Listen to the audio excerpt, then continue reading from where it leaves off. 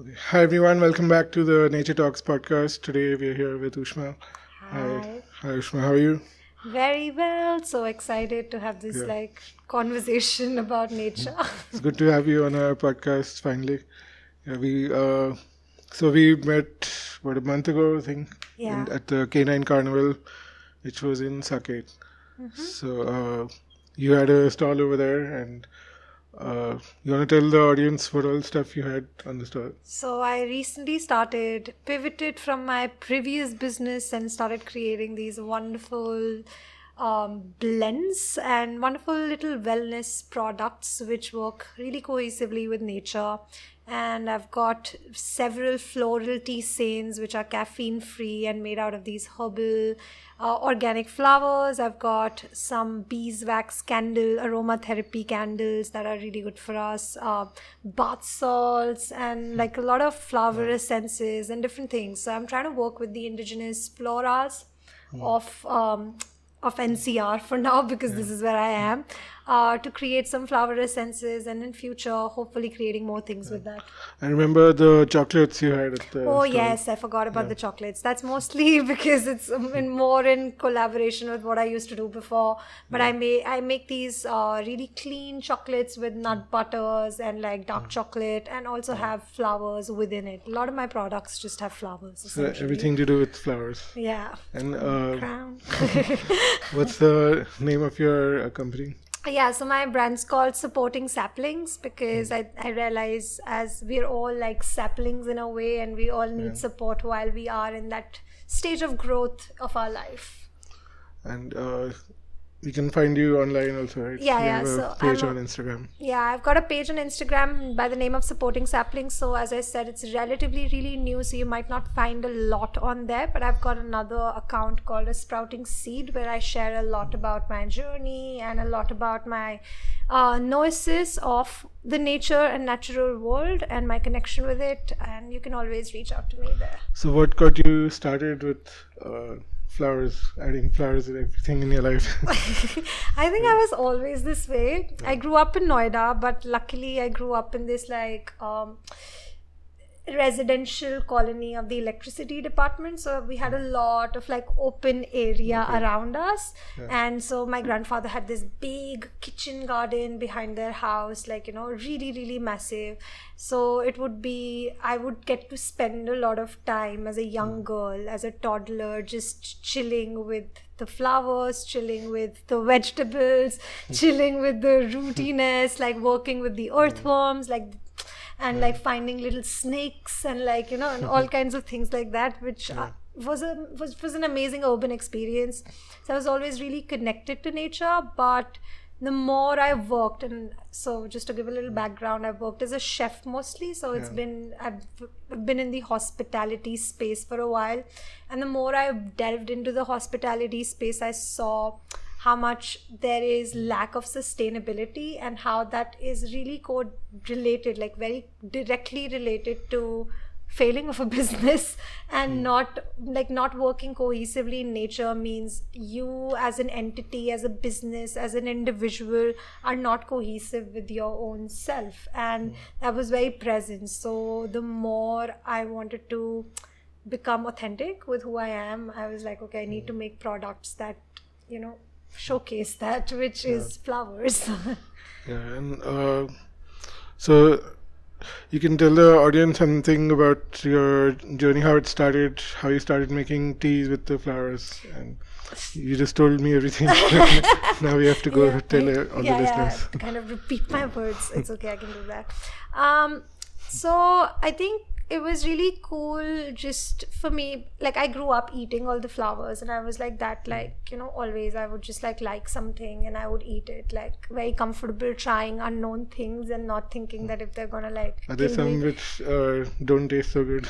A lot of them actually don't, like they're quite bitter, they have different like flavor profiles, but that necessarily doesn't mean that they're not good for you. They just don't taste like sweet or like chatpata, which is what our palate is so used to. But that necessarily doesn't mean that they are bad tasting. They're just different. But I grew up doing that, and then as an adult I started like brewing them in water. And I lived in Australia for a few years, and there was a lot of like different teas, different flowers, dried flowers that were available all over in the market everywhere. So I would buy them and I would brew different combinations of teas and herbs, and I met a lot of herbalists as well in that time of my life, which was really cool to learn scientifically or like from different modalities perspective what they do for our body and how they work synergistically with different aspects of the body. And I think then I came back to India and I was disappointed. That's literally the beginning of what actually pushed me towards this place, because I was quite disappointed with the quality of flowers and also the availability or the awareness around what these wonderful herbs can do for us. And that led me to just like look for it myself and be like, where can I find something that actually smells really nice and you can see the colors and like, you know, and which brews really well. And then now you've got like the best stuff around for Yeah. everyone else to try it, and you know, we're learning from your experiences. We're getting to taste all the different types of flowers. Of course, there's still like things that I would like and I still can't find them, but that's obviously like a ever-growing process of life. But definitely the ones that you do find in with my teas, like, you know, they are all like top-notch quality. They're all organic. They're all created in places and farms that practice agricultural laws which are quite cohesive with the plants themselves, which I think is also really important, instead of having like a monoculture space to plant things. When something comes from a farm which is more dynamic in how it's planted, that's visible. And you have some thing to show us also, some of the flowers. I can actually show you a couple of the things, couple of the little, just to get an idea of what you're talking about. what they look like. So this little blend's called Creativity, and it's got Genda and Calendula and Raspberry Leaf, which is really, really good for like, especially the female reproductive system, but it's also really good for anybody's creative focus and like that's why the name, like, you know, it helps you focus and bring your creative endeavors to life. And it's got some licorice, which is muletti, so this one's quite sweet because of the muletti in it. And like works really well with the bitterness of marigold, because marigold's slightly bitter usually, especially the more it dries out, so kind of balances the flavors as well, which is quite, if anybody can see it, I don't know. I can't see myself. And I've got a few more actually. There's one, this one's called Clarity. This one's my favorite. And this got two different kinds of chrysanthemums in it. It's got avarampu flower, which is a very native flower from India that is grown down south. I don't think you can see that really well, but it's got little seeds in it here. It's also got shehtoot in it, like there's like dried shehtoot in it, and That's interesting. little dried mulberries, and then there's basil in it and mugwort, which I really like. Like mugwort's really good. This one's really good for like just lymphatic system cleansing. So it helps your body like clean the system really well, because our lymph is literally what helps us remain toxin free. No, if not for the lymph, that won't be there. And then the last one that I've got here is called Tranquility, which is really nice to like get your sleeping patterns on point and like bring your nervous system back to like a regulated state. It's got chamomile, lavender, blue cornflower. This one's got mint. Again, really good for like estrogen and progesterone levels to be balanced. Mint's amazing for that. And again, oranges, because it was orange season a few months ago. And so I've got a lot of orange in everything.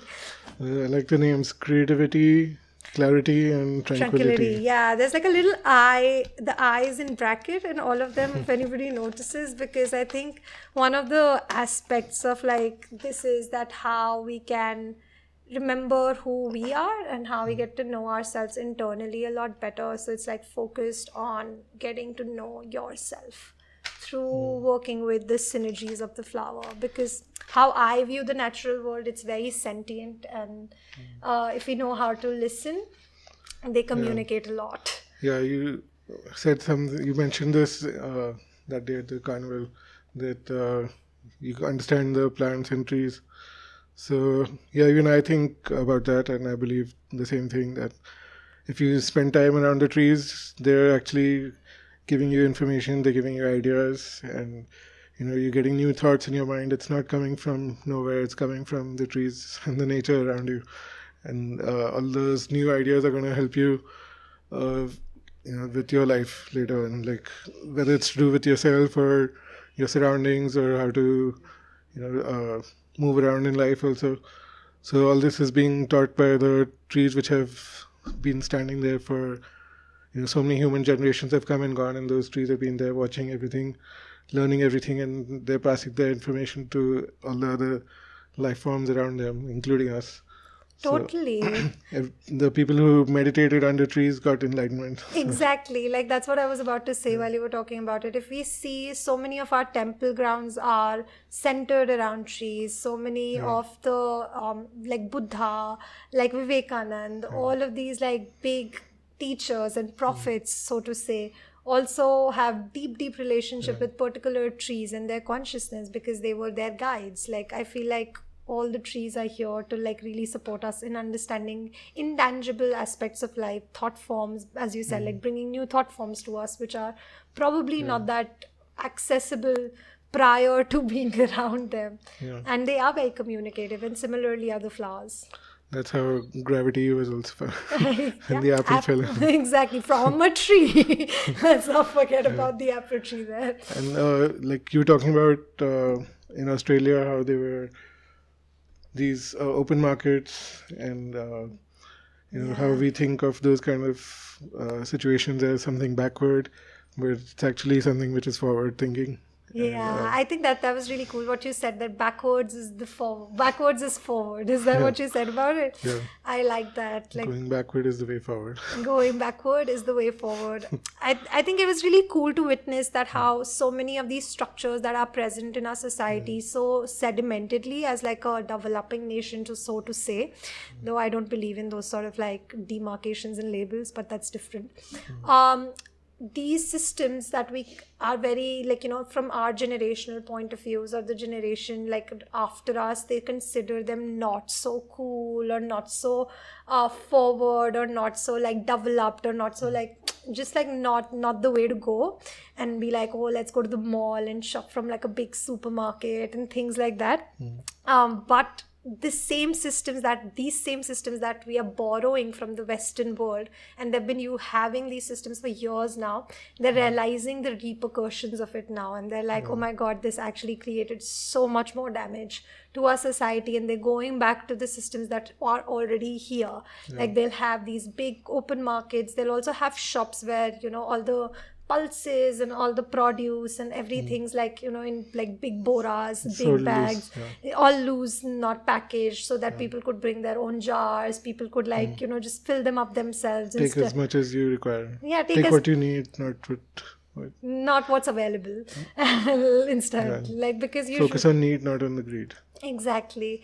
And it was really interesting because now they are considering these other ways to be forward, but like there's such a disparity between the pop culture injection in a way, like what gets injected into a society, and then because of that we think those are the aspirations to look forward to or to create, but eventually those places that have already created from that space are realizing that it's not the best, and they're going back to the root of doing things, which is what we're doing here already. And so it's so funny. If you go to the Western world, they want to be like us. You come here, we want to be like them. We always want what we don't have. But the grass is always greener where you water it, exactly. not on the other side. I wrote this on my Facebook like in 2007 or 8. That the grass is greener where you water it, not the other side. So I feel like it's better to focus on what we already have and trying to clean these systems out, and create more spaces for them to thrive instead of trying to become like something that hasn't been present here, because a lot of our practices are already so rooted in good logic and in sustainable practices that, like, I'm sure every human in India would say their mother's the most sustainable person they've ever met, because she's gonna keep all the plastic bags, she's never going to throw anything out until it's like reused multiple times. So these are really core human core Values, practices of being an Indian, from Indian culture. So why should we give them up? Like, why should we not work on them and make them more of who we are? Yeah, that's true. I mean, we shouldn't lose what we have. This is what other people want. Exactly. Now, I think the viewers, you can guide the viewers about the magical powers of the different flowers, and also, like, which is your favorite flower? I was just telling you about my favorite flower. What's it called? Aqua. I don't know the Hindi name. Oak. Oak. Yeah. Oak. Yeah. It's one of these indigenous flowers that we find all over. It's actually very revered in temple culture and used a lot to like give to the gods. It grows wild also, and it's a host plant for the tiger butterfly. Yeah. They are the only ones that can actually sit on them, because it's poisonous and it gives you heart issues. But it's my favorite flower currently. I recently discovered it like 4 weeks ago, and I was in love. It looks so beautiful. That's also a magical power of the flower. Yeah, it is. It's actually called a crown of flowers. So it's said to be really good for like your crown chakra and enlightenment and being able to give you information around manipulation in the world. So it helps you cut through manipulative aspects of life, which was really cool, because the more I sat with the plant, of course I couldn't eat this flower, otherwise I would not be sitting here. But I sat with it and I was like meditating with the plant for a while, and like that's what the plant was giving me, all the information about how the flower and the plant is here to show us where is manipulation there in the world, and how we're manipulating natural resources and we're manipulating our own selves internally, and how to look through the deceptiveness and see the truth and be like, So like some flowers, what are the different types of powers that flowers have, that you've seen that flowers have had on people around? Or what effects have they had on you? Like you can feel energetic or sleepy or... Yeah. So like, for example, even tranquility, right? Like, so the lavender and the chamomile and this really helps me calm down before I go to bed. So this one's really good like that. This has also got like mint in it, but like otherwise, if I could have found really good Brahmi, I would have put Brahmi in this, like the Brahmi leaves, because that's also really good to help your nervous system really relax down. So most of the flowers and the herbs have a tendency to work with the natural, I call it the elemental or the nature body of ourselves. So it works synergistically with different systems of the body itself, because our body is like a universe as well. Like there's so many different ecosystems that are present within our body. So when a flower, which is part of a very diverse ecosystem itself, a very diverse like, you know, symbiosis, that having symbiosis with all of these different trees and all of these different fauna, like like the insects and the butterflies and dragonflies and all kinds of bugs basically.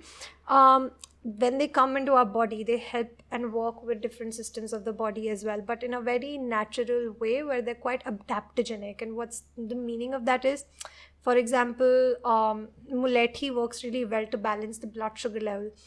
Now, the idea is that mulethi is not just going to work to lower the blood sugar level, but it will also help to raise it when it's required. So adaptogenic means that if it's high or low, it will go and support it to come into balance. Even if it's high, even if it's low, it doesn't Brings matter. it to the optimum level. It brings it to the optimum level. Whereas when we take a lot of Western medicine, for example, it will either bring it low or down. You'll need to take a specific one to bring it down. You'll need to take a specific one to bring it up.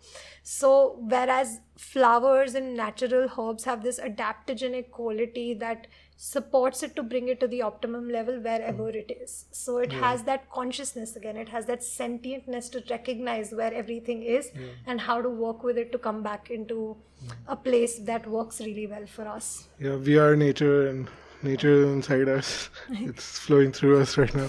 Pretty much. So at the carnival, we realized that I know your brother since a few years. Yes. And we've done some nature walks together. He's been really helpful guiding our groups through the Tilpat Biodiversity Park. And you were telling me that he went and met some Van Gujar, Yeah, he did. the nomadic people, right? yeah. So, tell the viewers about the story you were telling me, that how they used to travel around and have the different wild food available. Yeah, so it was really interesting because we were supposed to meet, and then I messaged him. I'm like, hey, are we doing this? And he's like, no, I'm in Rajaji National Park. And I'm like, okay, have fun then. And then we met like a few days later once he came back to Delhi. And he was telling me he was living with these nomadic tribe called Van Gujars who are no longer nomadic, which is the sad story here, because the forest department of Uttarakhand pushed them to settle down in this specific belt of Uttarakhand, close to Rishikesh, I think so.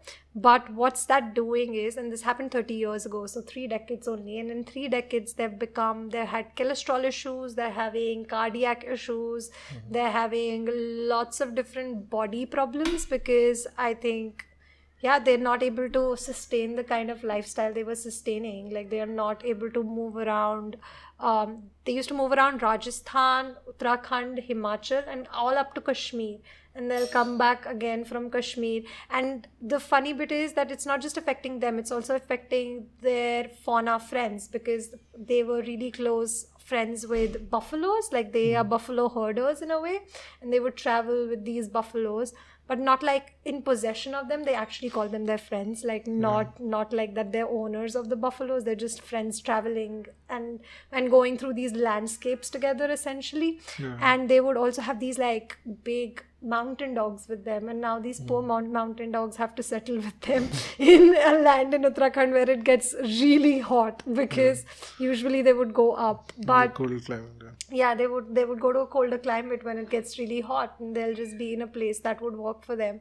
So what I was talking to him about this too, and I was like, it's really sad how we think that certain archaic laws applied means that we are moving forward as a society, or we're developing as a society, whereas we're actually taking away from these cultural ways of being, and which were actually really cohesive with the nature and with what they were doing.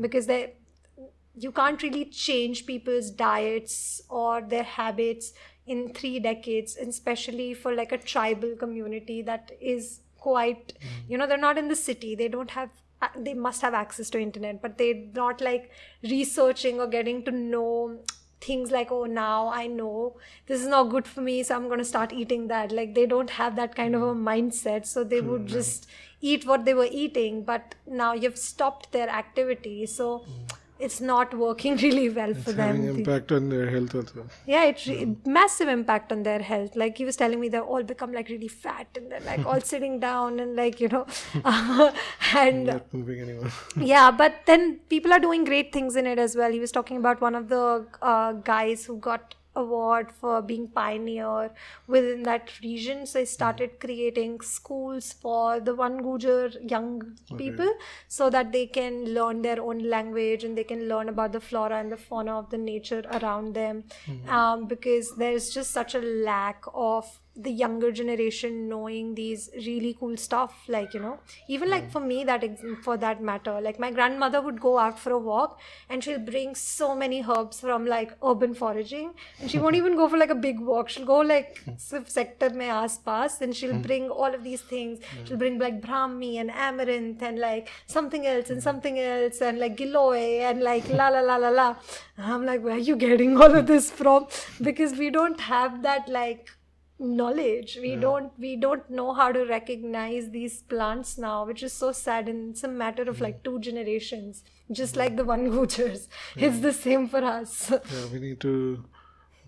Best way forward is to go backward. Yes, best way forward is to go backwards. Go talk to your grandmother and ask her कौन सा पेड़ में क्या है, and वो सब बता देगी. सबकी नानियों को पता होता है. Yeah, true. So we're almost at the end of our podcast. Do you have any special message for the viewers? I think, like, as I was telling you about that as well, like why I started this and why I do what I do is primarily around the realization that, you know, the more we interact with the nature outside of us, it gives us more clarity of who we are within. And the more that we interact with who we are within, the more we cultivate our inner world and have a very richness within ourselves, we're able to find and observe this like brightness and vividness in the external reality as well. So I think it really comes back to that. I feel like there should be a lot more spaces as well as conversation around how we can cultivate that internally and externally, because it works together. There's like no separateness between that. Yeah. So thank you for coming on our podcast. There's a lot of information that you've shared with us, which I'm sure it's going to take some time for people to absorb. And they can always, write some, whatever they want to discuss, write it in the comments. We can always get back to them. And you can get in touch on the Instagram pages. The links will be in the description section below. Thank you all for watching this podcast. We'll see you again next time. Don't forget to like, subscribe, share, and all those fun stuff. And we'll see you on our next podcast. Thank you. Bye-bye.